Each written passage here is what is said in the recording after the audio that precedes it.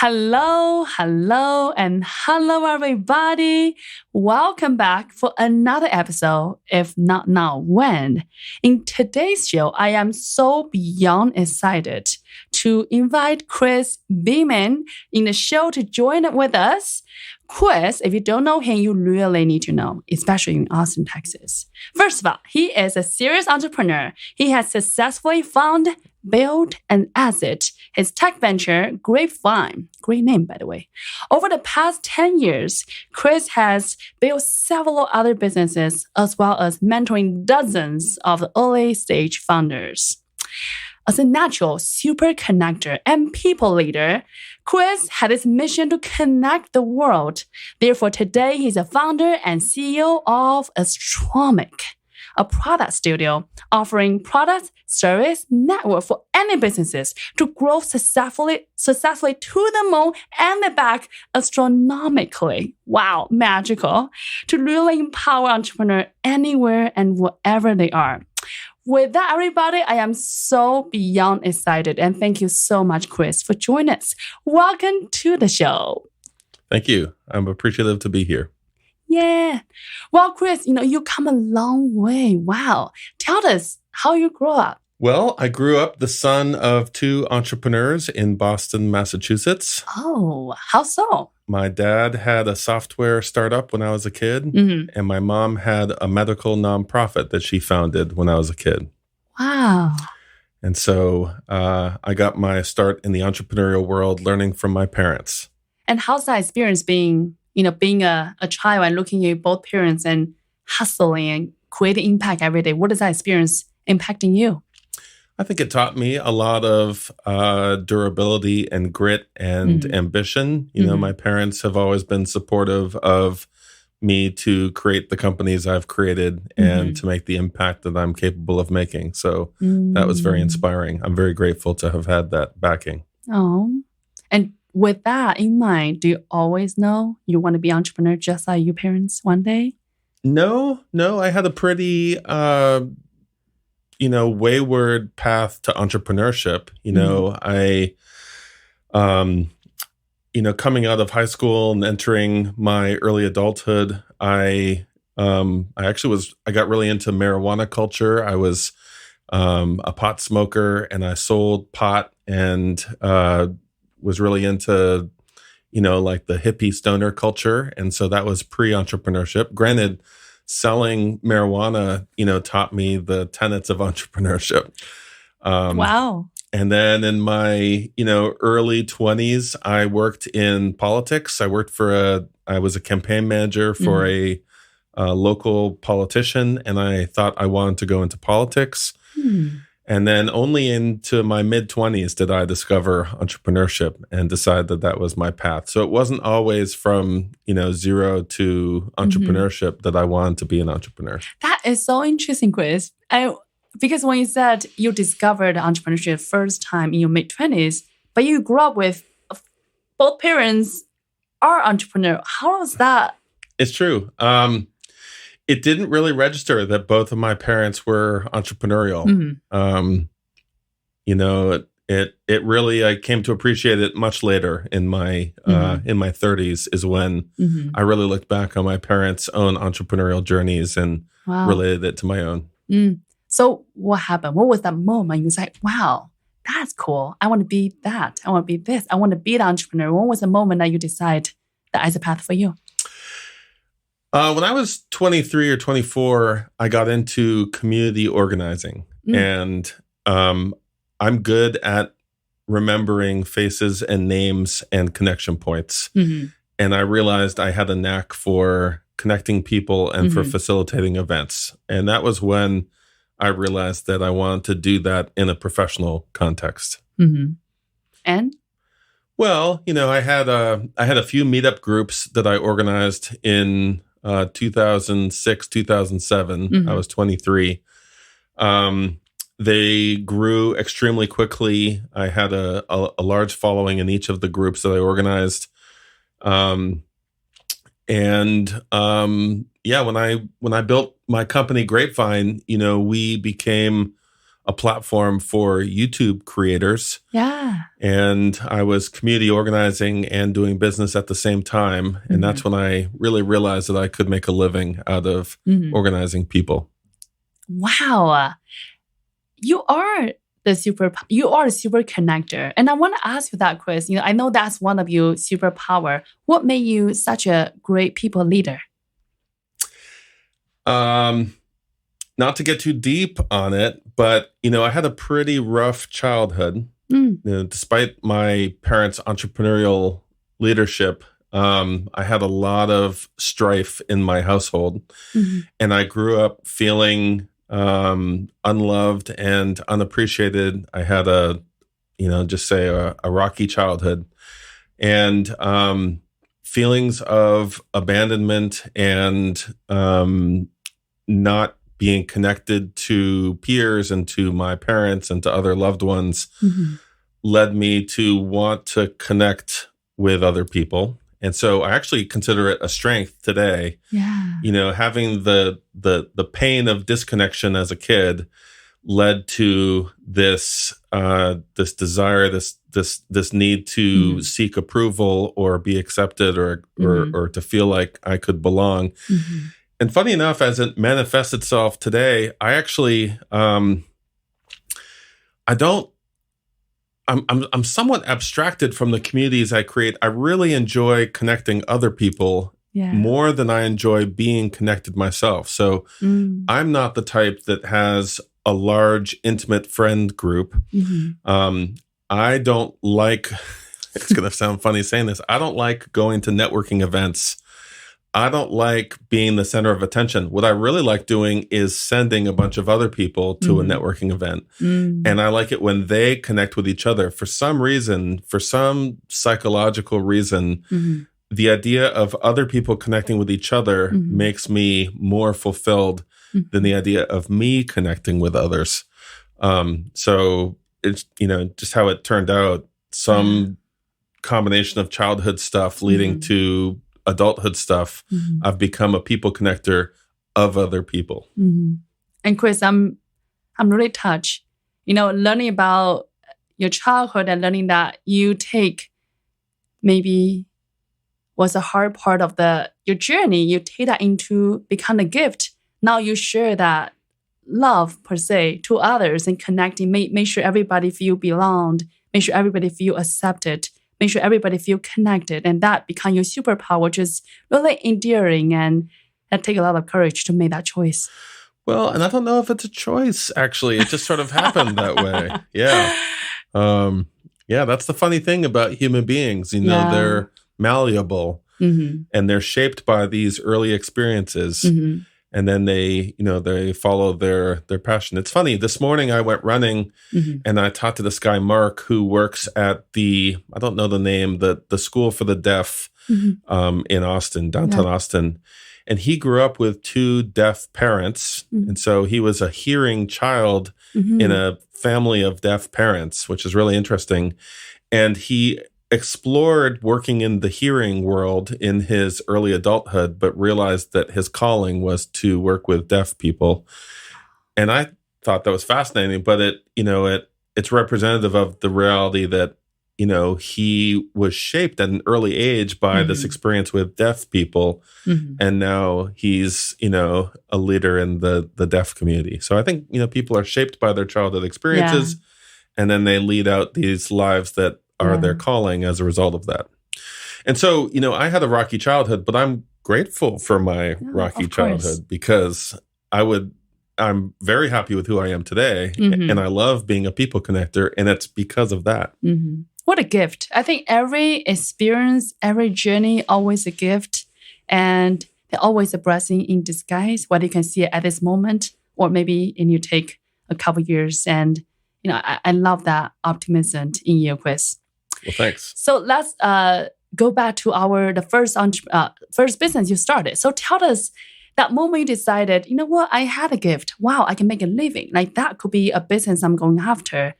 How was that first year or so running business experience like? Was it everything you expect? No. Yeah, so 2008, 2009, I was working I had moved from being a software developer and a web developer into user experience design. I decided that I was really interested in the psychology of user behavior. And so I became a UX designer. I was working in a Fortune 500 company. And in my job there, every day at 4:59 p.m., my colleagues would stand up from their cubicles and get ready to go home.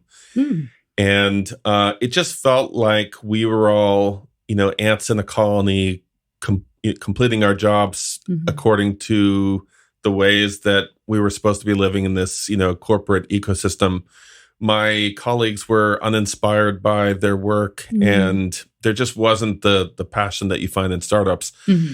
Despite, my parents' background, I didn't know anything about startup culture. All I knew was that at 4:59 p.m., I still had a lot of energy to do other stuff. And I wanted a project. I wanted something to work on between 5 p.m. and 11 p.m. or whatever. I went to a holiday party where I met the guy who would become my co-founder. And he was working with a large video production company, a media company. He was working with Discovery Channel. I was working with a company called IDG, and we bonded over the idea of wanting a little bit extra for our lives. And when we started working on our project, it wasn't a startup. It wasn't a business. It was just a thing to do. And it turned into a business. It turned into a highly scalable, profitable business. But in the very beginning, it was just a way to scratch the itch of wanting to do creative stuff after work. Wow. And then what happened?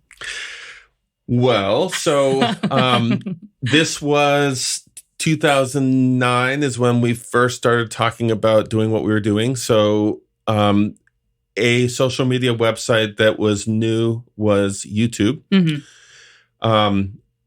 My co-founder's name was Brendan. Brendan was a video producer at Discovery Channel.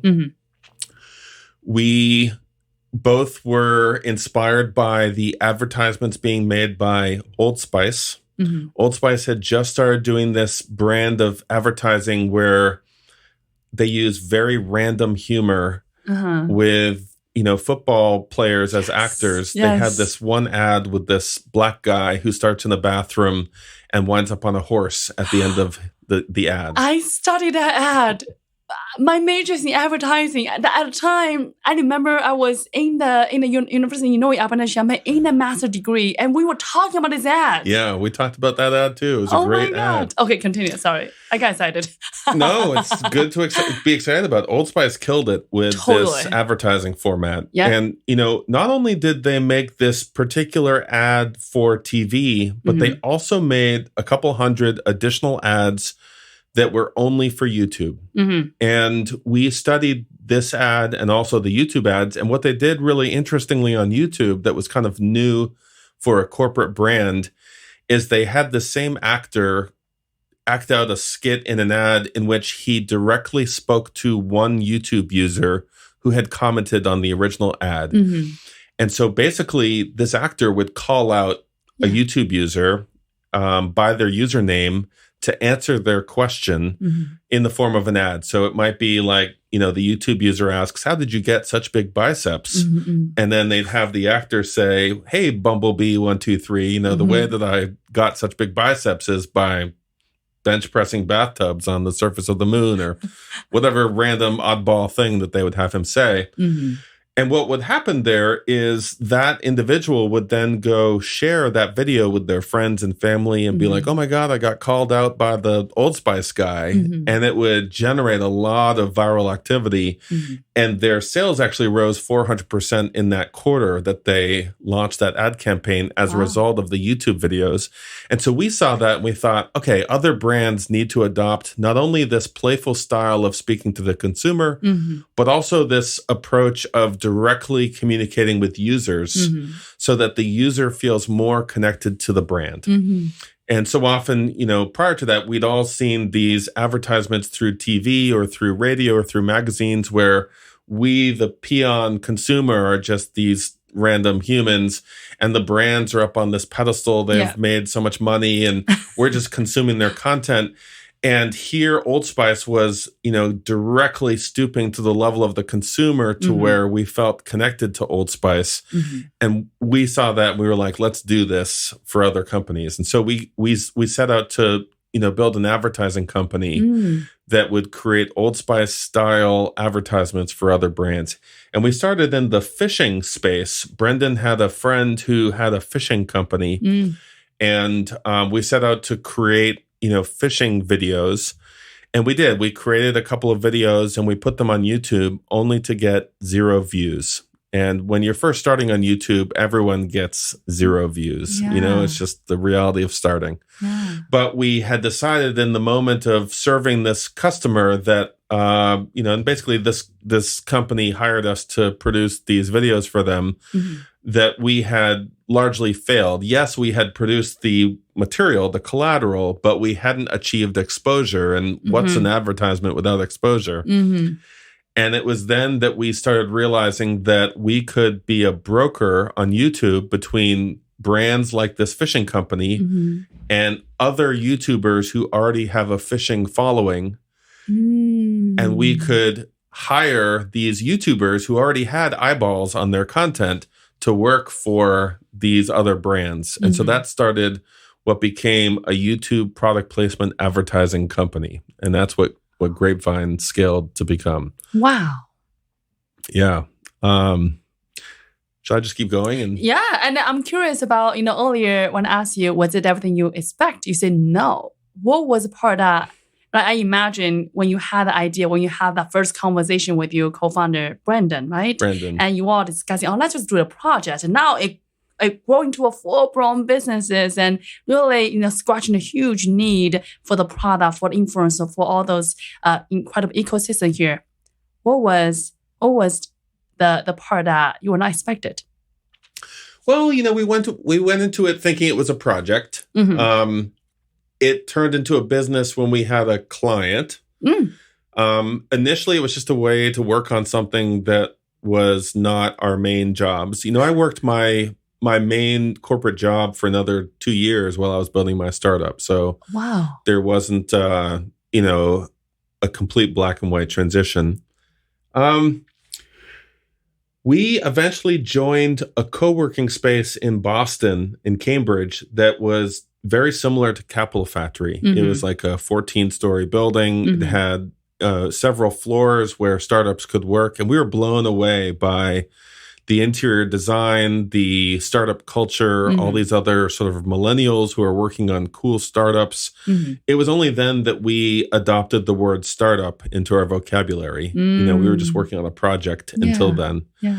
And we started meeting angel investors who would give us feedback, such as how we could turn our service-based business into a software business and how we could raise money and scale it. And so it was then that it became a startup, whereas all prior to that, it was a project. So how? That is, wow. So how do you turn that? Well, we led sort of this manual service facilitation business for a while, working with, oddball brands. We had this sort of, realization moment, maybe in 2011, we were thinking about fishing as a niche market and thought, well, fishing is hard to do product placement in. The video producer has to go out on a boat with a person to film. They're talking about these objects, these fishing items that are pretty expensive. You get them in specialty stores. What's a better market that we could go into that is more accessible, more affordable, more common? And we realized that makeup was the best, what we thought, the best possible product placement niche. And so we pivoted and decided to go full bore on makeup. I sold makeup on YouTube for, years as a result of that. And so we transitioned to makeup.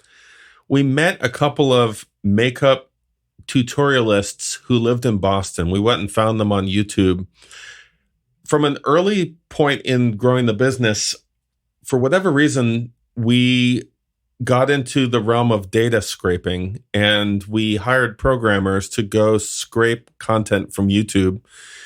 We would gather comments and users and user activity, writing Python scripts to, take data off of YouTube, or in some cases, hook into YouTube's very early API and grab data. And through that, we were able to find local YouTubers who lived in our same city. We met them, and they became sort of brand ambassadors. They started working with us at the co-working space. It's amazing. And we got really into doing makeup, product placement, and, helping these predominantly young women, but in some cases young men, get sponsored by brands. This is 2011, before influencer marketing was really a thing. Wow. Eventually we built a software platform to make it so that brands could, similar to like Google ads or Facebook ads, log into a dashboard, see the potential exposure they could generate from working with different influencers, and either self-serve their own campaigns or work with a client account manager to help them, do influencer marketing campaigns. Wow. So that's how you shift from a service-based business to a SaaS business. Yeah. Wow. What is the hardest thing for you and your co-founder at the time building this business, from an idea project now to a full-blown business with a, scalable business model? I think one challenge that we had, like any set of co-founders, there are instances where we didn't see eye to eye. I was really involved in the community organizing side of this business. So I really enjoyed communicating with the YouTubers and hearing their stories and signing as many of them to our network as we could. I also got really involved in community organizing in the startup community. I really enjoyed meeting other startup founders and hearing what they were working on, doing events in the co-working space.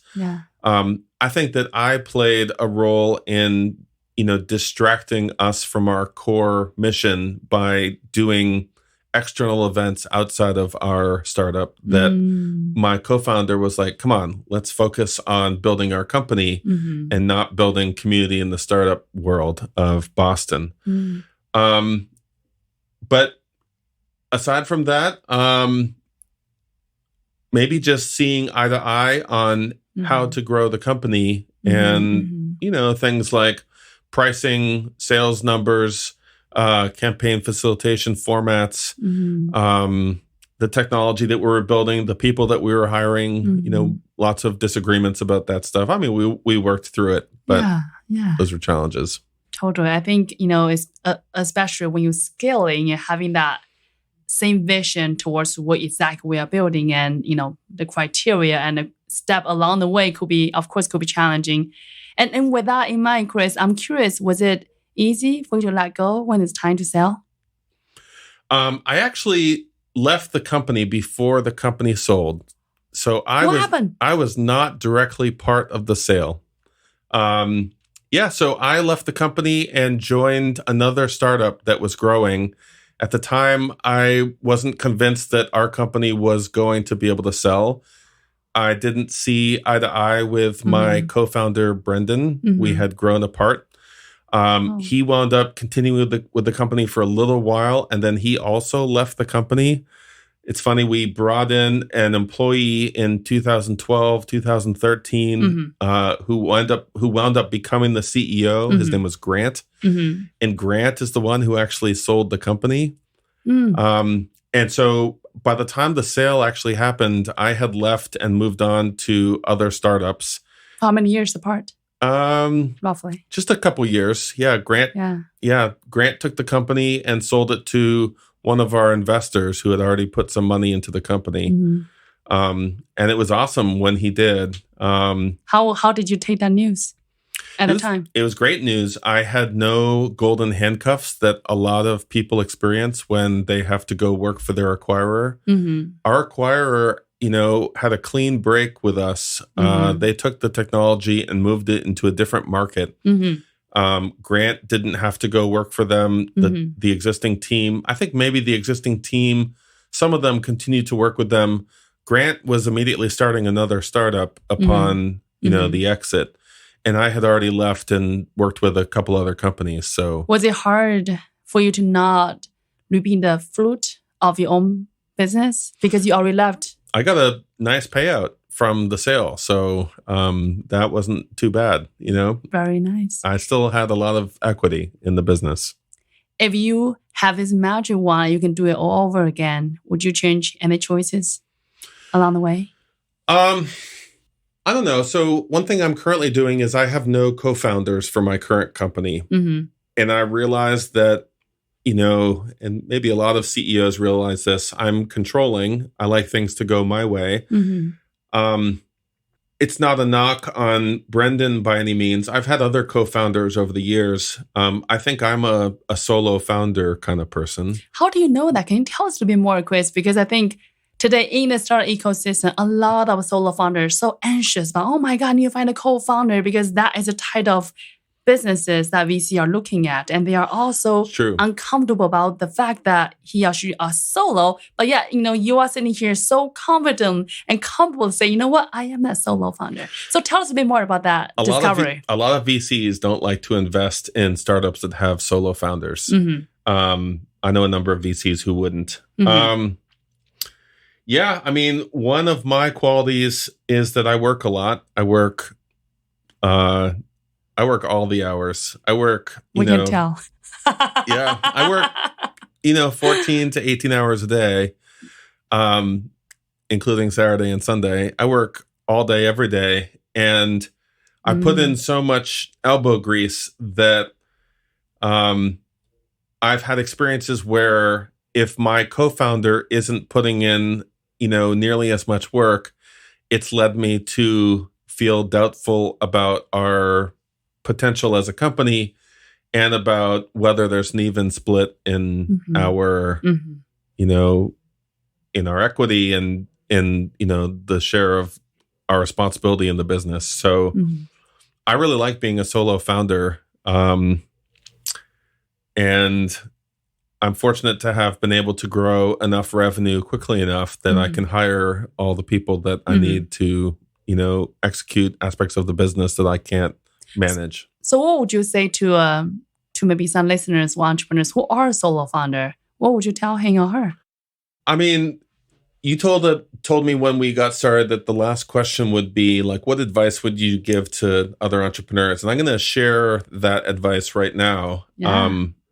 So I apologize for, maybe I'll come up with something else to say. But,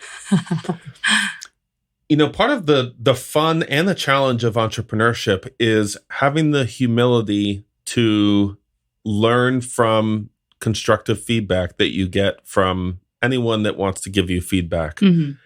It takes a fair amount of humility to, be redirected. And then it takes courage to redirect, right? And if you go into business building with an ego and say it's my way or the highway, no one can tell me otherwise, then you're destined to fail.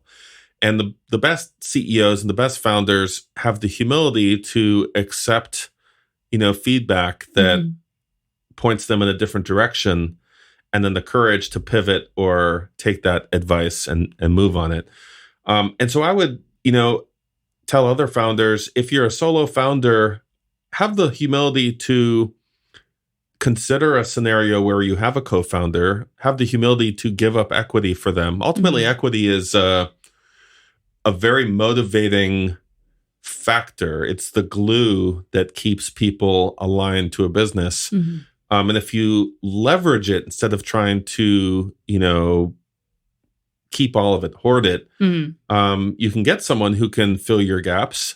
And having the humility to share the stage with a co-founder is a really powerful thing. It can get you, someone who covers the gaps that you don't have. It can get you attention from VCs. It can really help you make thoughtful decisions and hear feedback from someone who has an equal stake in maybe telling you that you're wrong periodically, and that's a good thing. So with that, do you think our solo founder should go out there to find a co-founder, just like a typical? I don't think it's a should or shouldn't thing. I think it's a maybe or maybe not. I mean, and today I had a call with a woman who is building a company that's similar to ours here in Austin. And I thought during the call, I was like, would it make sense for us to collaborate with her? Maybe. I'm open to it. Just as I've been open to other strategic partnerships that could turn into, one unified journey. So I remain open to it. I haven't found anyone yet that I would consider a co-founder. Yeah. It's like the universe always got its back. Right. If it's aligned, it will be. If it's not, it's not. Totally. So to sum up, if you're solo founder, no pressure. You do you. If you find the right co-founder, well, saying yes if that's the right moment. For sure. That's right. So back to you, Chris. So now, right, you move on with Grapevine, and now you go on to be part of a lot of great businesses. Along the years, you mentor so many entrepreneurs helping their own growth journey. So tell us, what brought you to Astronomic? Yeah, so there's a couple steps in between Astronomic that are worth mentioning. So in 2015, I was recruited to join a gaming company that was moving from San Francisco to North Alabama, of all places. That's an interesting location choice. Interesting location choice. So North Alabama actually has a large pool of PhDs and rocket scientists because NASA has a big presence there. There's a military base. NASA has a big presence, and there's a lot of companies that operate in the defense sector. Raytheon, Boeing, Northrop Grumman, Booz Allen Hamilton, these types of companies. And they employ really smart engineers of all types, aerospace engineers, mechanical engineers, civil engineers, and software engineers. This gaming company from San Francisco realized that they could acquire talent for half the price that they were paying in San Francisco if they moved to Alabama. And so they did, to gobble up a bunch of talent and then sell to Amazon. And I joined the company as they were going through that transition process. I moved down to Alabama. I thought, man, this is interesting. Took a great comp package, went down there, and then interestingly fell in love with the civic side of this small town in North Alabama called Huntsville that had big aspirations to grow into an Austin or a similar city. And so I found myself, again, I was working for this company, but I was enamored with the community development of this burgeoning startup ecosystem. And I really wanted to build infrastructure for,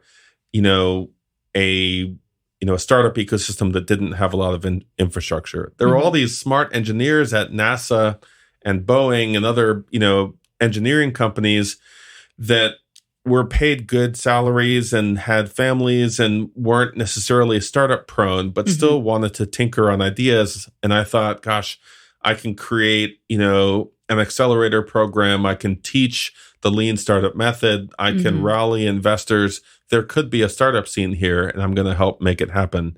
And so for about 3 years, I built a large part of what currently exists as the startup ecosystem of North Alabama. Wow. And the location is random. Actually, Huntsville's on the rise as a small city. There's a bunch of small cities like Charleston and Portland that are becoming, bigger, more notable cities, especially with, young people, especially moving around the country out of the big metros to find cheaper rents or cheaper properties and then being able to work remotely for their employers. Huntsville is one of those cities that, you think Alabama, backwards, redneck state. Huntsville is an up and coming, cool place to live with lots of great stores and people and, diversity. And, I spent, 2-3 years really plugging in, building infrastructure, trying to rally a startup scene. And it remains, 5-6 years later, infrastructure that facilitates good entrepreneurial development today, which is that's impactful. Great. It's great. Why do you left? Even though Huntsville's growing, it didn't really feel like the end stage destination. Also, I saw cities like Austin and I thought, okay, there's just a much bigger platform to build on there. Also, I would say I made the mistake of building a nonprofit. I created a nonprofit company. When you create a nonprofit, it's a public company that is owned by the state. It's not owned by a founder like a private company is. You elect a board of directors. The board of directors operate or command the company. The board changes. There is no sort of owner of a nonprofit. And I naively didn't understand that when I created my nonprofit. And so, my nonprofit ultimately is a gift to North Alabama. It will continue to have board members who oversee its operations. I wanted to go create a private for-profit company in a different market that had, larger scalability potential. So I'm excited about what's happening in Huntsville. It's great, but I'm more excited about what's happening in Austin. Yeah. And I came to Austin in early 2019 with the goal of building a new type of entrepreneurial company here. And then what happened? Yeah, so 2019, I did a lot of traveling. I did some consulting. I traveled to Europe. I lived in Central America for a little while. I didn't really plug into Austin just yet. I was in Costa Rica in February 2020, right before the pandemic. And I went there without a cell phone and without a computer. And I spent a month meditating and hiking and thinking. And that's where I really decided to put wheels into motion for Astronomic. I had actually incorporated Astronomic as a company in 2019. I had come up with the name in 2018 or so. The name comes from the idea of astronomical growth. Yeah. Of helping startups grow really fast. And I had always liked the name. It was 2020, though, when I really started building what it is today. And tell us a little bit more. What exactly it is today, so our readers, our listeners will get to know a little bit more. Yeah, Astronomic is kind of a decentralized accelerator of sorts.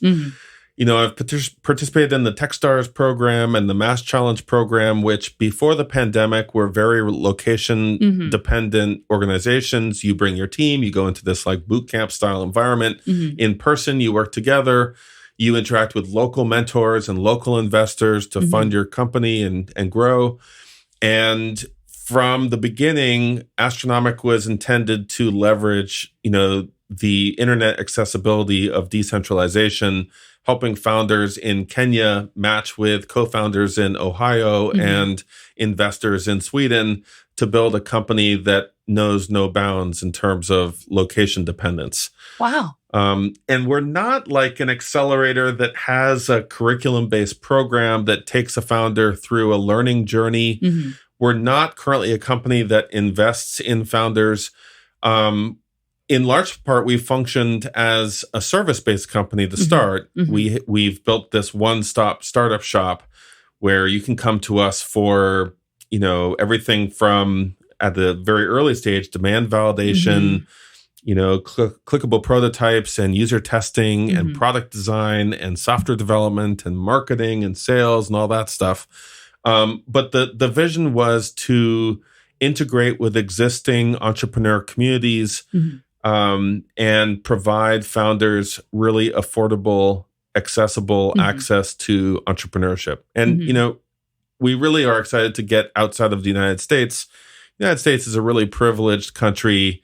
There's a lot of money. There's a lot of, entrepreneurship is celebrated here in a way that it's not celebrated in other cultures and countries. We're excited to bring the access for the systems that we're creating to other countries where entrepreneurship, especially in minority groups, is not celebrated and not as accessible. So that's part of our goal. Yeah. Why, Chris? What drives you? You have such a big ambition. So my big, out of this world vision is to expand our humanity to other planets. And why? I just think that, we're faced with the threat of global warming and of, famine and of war and, these major factors you think of biological warfare and what could happen with a bigger pandemic than COVID. And it just makes me feel that humanity is fragile unless we figure out a way to multiply. And I have this thing that I say, which is a silly thing to say, which is that humanity is the greatest species in the universe. Well, it's the only species, beyond the other organisms on our planet that we know of in the universe. We don't know of other species on other planets. But I just, I really feel that I feel like we live in this universe with billions of planets that are part of billions of galaxies, and that number is just so big. Yeah. And to live this life, this crazy thing we experience with eyeballs and thumbs and the walls that other creators have created, all this stuff, and not explore the billions of other planets that are out there is a shame. We have this existence that is limited to planet Earth. And there's so much more, and why not be thinking bigger? My thoughts on it are that we need as many entrepreneurs as possible, as many innovators. Anyone that has that spark that wants to create a business should be able to. It should be easy. And our collective sort of our power as a collective species knows no bounds to where we could innovate our way off of Earth into the solar system and so on. So, Astronomic doesn't have a really crisp and clear goal other than this lofty thought to enable as much entrepreneurship as possible. But I'd love to, have the sense when I'm 80 years old that we've played an impact in helping us colonize other planets and explore, outer space. Wow, Chris. You have such a big heart. I know you are the tall person, but now I feel like, wow, your heart is even bigger. And I love that intention because, the way how I see it is I think each and every one of entrepreneurs is like a little light bulb of his or her own. And if our collective effort, whether it's a community or resources, we can helping him, helping her to grow and scale their business even, bigger and quicker so they can really shine their light. One pixel brighter, the whole world is a brighter place. You're right there with me on that. That's how I believe, and I truly feel that's how I collective at least, to make the world a better place. I'm right there with you. I feel like entrepreneurship is the ultimate social cause. Yes. People can disagree on all sorts of political topics, healthcare, social issues, rights, equal rights, or what's not equal. But one cause that most people seem to agree with is that business building and autonomy in business building is a justified pursuit of one's time.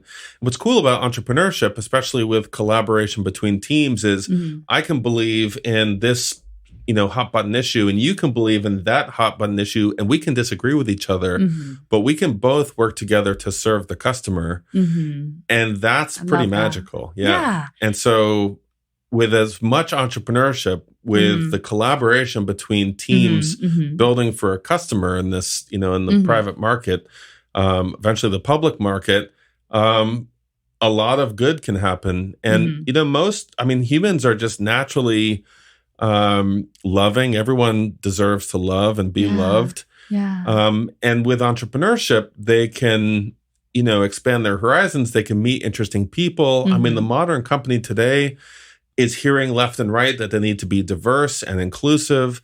Leadership teams have expanded to have people of different backgrounds, different ethnicities, different genders. It's really great. And so that at scale is really powerful for the human race. Astronomic will play a role in this, however small or big, but so will lots of other companies. And we feel like anyone who enables entrepreneurship is an ally. The sea is blue for opportunity here. No one's a competitor. We're all on the same team. Everyone's trying to enable entrepreneurs and humanity as a whole. And that's a noble mission, regardless of whether you have market share that I don't have or I have market share that you don't have. It really resonated with me, Chris, when you said that there's no competitors. We are all in this together. And that's made me made me feel like my heart just swell. Because I think in this modern world, the more educated we are, the more, know how we learn about the world. We feel, oh my God, there's so much to do. But yeah, I think when you actually flip the script, looking at it, we all just here sharing our gift. Mm-hmm. And for you, it's building fantastic business. For her, is being a fantastic full-time mom, whatever their heart desire. That's how we share our gift with the world. And with that, there's no competitor. We all in this together. We all light up this whole planet together collectively with our own heart, our own passion. And that's truly just made this world such a beautiful place. Well, so I really believe that. I will say, however, that I'm a hardcore business builder who's cutthroat in tactic, and I will work as hard as possible, as smartly as possible, and as scalably as possible to grow market share. Mm-hmm. So on the one side, to competitors, I say, bring it on. Yeah. We're going hard, and yep. we're going to go pedal to the metal all the way to the top. But at the same time, I at the core of that, I do feel mm-hmm. all-inclusive, appreciative of others who enable entrepreneurship, etc. Mm-hmm. So I think it's just such a beauty. It's a beauty with a balance where, in the one hand, right, we want to strive to do our best. Mm-hmm. It's not about winning in a competitor. It's actually about how can we really master our craft so we can serve the customer, serve the market even better. For sure. So it's not even about competing with her. I think it's more about I winning the market. But on the other hand, I also see that, you have such a heart, such a, just really that collaboration, that people leader within you, the knowing that we all here to share, we all here to love. And I fundamentally believe that we are all here to build a bigger pie for everybody. We all deserve a space, and we all have a chance to share our gift. Yeah, I completely agree. And outside of entrepreneurship, I agree with that. And so, the work that you're doing with the podcasts, the work that we do as community builders, or, through whatever social activities that we do, mm-hmm. it's good to be inclusive and embrace others and, look beyond things mm-hmm. that we would otherwise be judgmental about or that would divide us. So, Chris, one day when we all long pass in this planet, what do you want your gravestone to say about you? I don't know. That's a good question. That he was selfless in his pursuit of making life better for others. I've always said, like, I'm weird in some ways. Maybe it's not weird. It's just the way I am. But I'm not really motivated by wealth. I currently live very frugally. All money that Astronomic generates goes towards growth. I could never have like a mansion in the Caribbean with 17 bedrooms. I mean, I could, but if I had that, I would have a room in that mansion that has a computer in it, and I'd be sitting there 14 to 18 hours a day grinding to generate social impact. So I feel like I will be social impact driven till the day I die, and I hope that my tombstone recognizes that that's all I've ever wanted. Ah, so beautiful. Chris, you are such a selfless is understatement for who you are. And I really see that you are not only just incredible, talented and gifted at your own right, but in the meantime, you have such a big heart to really make this world a better place and truly touch me. Well, thanks. So with that, Chris, today, what made you happy? What do you do for fun? Or you don't? Yeah. Have you worked 18 hours a day? I love working. And to that end, I'm kind of robotic in that I love working. I love working more than anything else. I haven't watched a movie or a TV show or gone to a concert in 5 years, maybe. So what relaxes you? Yeah. You mentioned earlier you spent a couple months meditating in music. That's why I'm curious. Once a year. And part of this is because I genuinely enjoy being outdoors and interacting with people in different cultures. Once a year, I try and take a trip somewhere and go off grid. Off-grid means no internet, no computer, no cell phone. You actually not bring it with you? I don't bring it at all. So how do you know where to go? You figure it out. You ask questions. Yeah. That's so bold. Just find yourself in, I have the privilege of being a 6'6" white man. Okay. And it's, it's just, I didn't ask for it, just how it turned out. Okay. But, in the world, I'm pretty safely able to walk into most social situations and not be messed with. It's not fair. It's just, unfortunately, it is what it is. But I can go to, like I lived in Ukraine for a while.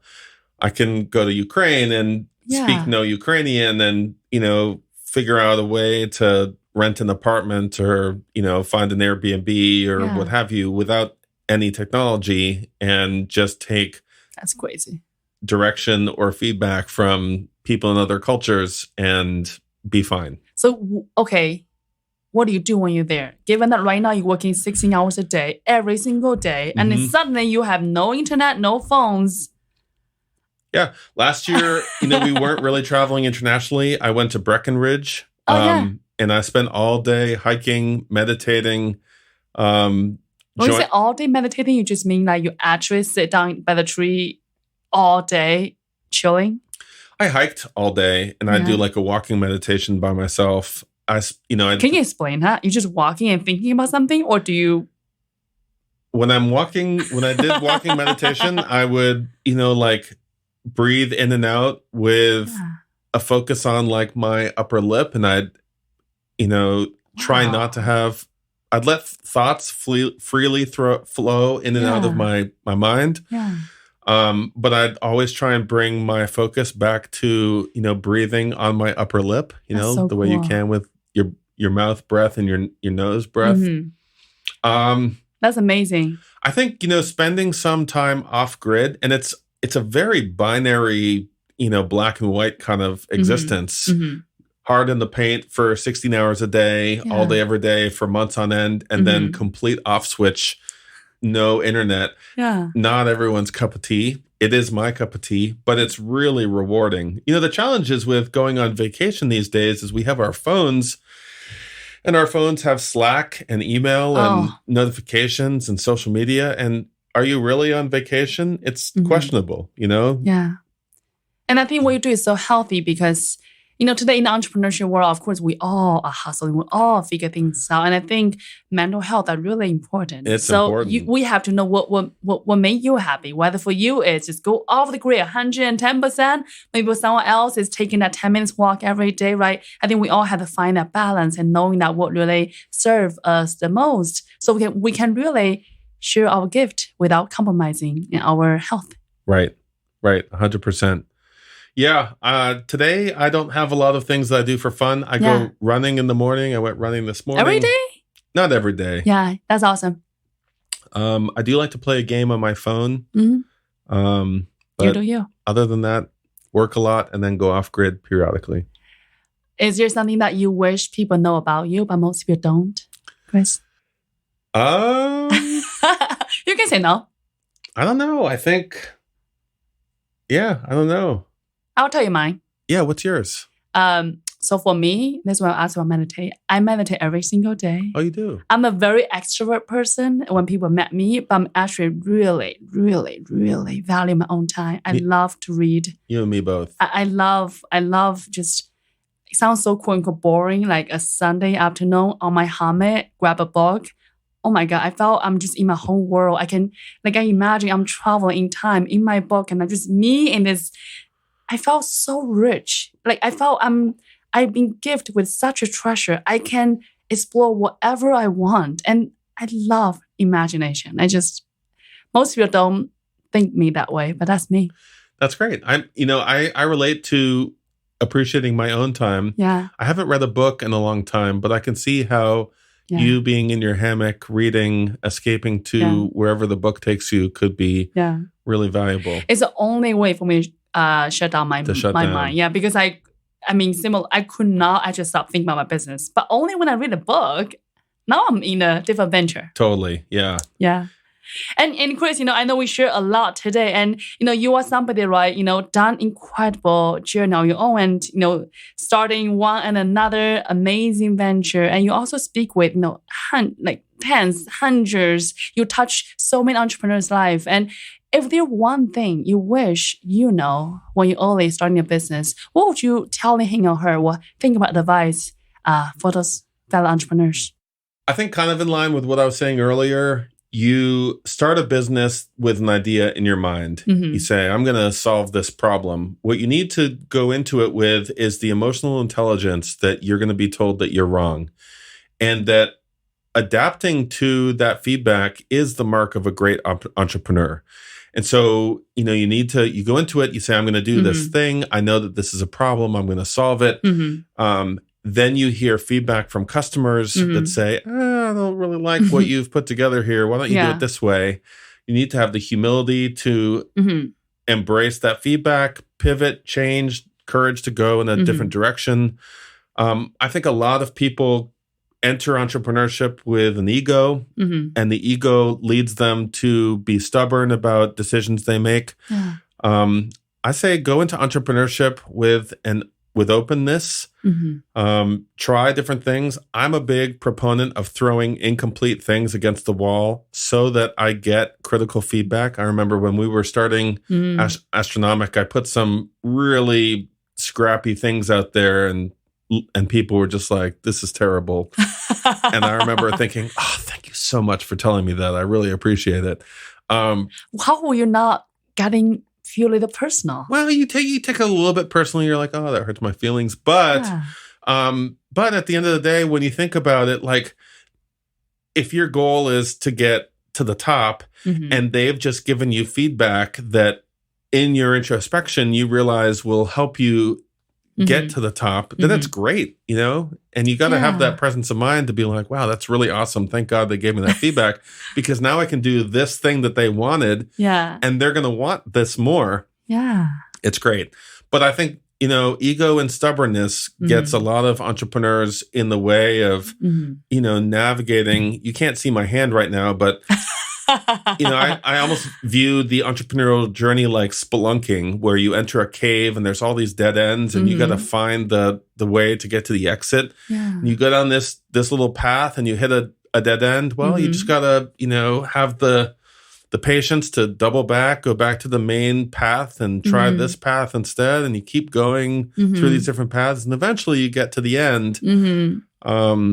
And if you have that mindset, then that's the success-focused mindset. I really enjoy that, Chris. I love that. I think you are somebody that having that perfect balance with that humanity, knowing that, we have so much to learn continuously. But in the meantime, having that drive, having that passion, having that, strong why, knowing why you're here, why you are serving your customers and how you really, bring the big picture to everybody around, and having that perfect balance between humanity as well as the drive, the passion, really is what keep you successful. So really, Chris, thank you so much for coming on the show, share your advice, share your journey with us. Wow, what a beautiful, beautiful, journey you take us through. So thank you very much. You're very welcome. Thank you for having me. Yeah. And thank you everybody for joining us today. I really hope you all enjoy as much as I do. And I cannot wait to see you all next time. Bye, guys.